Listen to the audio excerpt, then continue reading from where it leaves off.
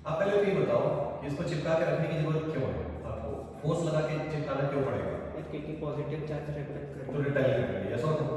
तो रिपेल किधर की तरफ करेंगे? राइट फोर्स के अपोजिट नहीं भाई, फोर्स तो बाद में लगाएगा हम लोग। अच्छा किस डायरेक्शन में? Radially outward radially outward. Very good. किधर लगाएंगे? रेडियली आउटवर्ड, यस और नो? क्योंकि इसका फील्ड ही रेडियली आउटवर्ड आता है, तो एक दूसरे के लिए रेडियली आउटवर्ड फोर्स अप्लाई करेंगे।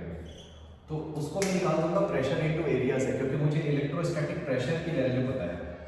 क्या पता है बताओ? Sigma square upon 2 epsilon not, पता है? बोलो। अब वो कैसा लग रहा है? प्रेशर के कारण एक फोर्स लग रहा है डीएफ इधर की तरफ, बोलो। मान लो मैं इस वाले को लेता हूँ, तो इधर वाला जो है वो फोर्स लगा रहा है इतना, प्रेशर इनटू एरिया।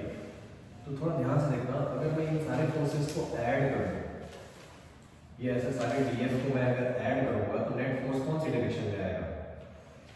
राइट की डायरेक्शन। राइट डायरेक्शन में आएगा, बोलो। ऐसा राइट डायरेक्शन में अपवर्ड और डाउनवर्ड वाले कंपोनेंट क्या हो जाएंगे? कैंसिल।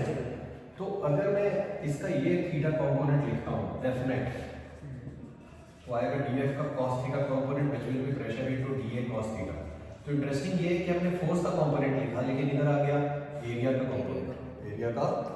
और अगर आप कैलकुलेट करोगे थोड़ा ध्यान से, तो आपको समझ में आ जाएगा कि एरिया का DA cos theta component yes और तो जब आप उसका इंटीग्रेट करोगे, बेसिकली इसका इंटीग्रेशन, तो प्रेशर कॉमन आ जाएगा और डीए cos थीटा क्या आ जाएगा बताओ?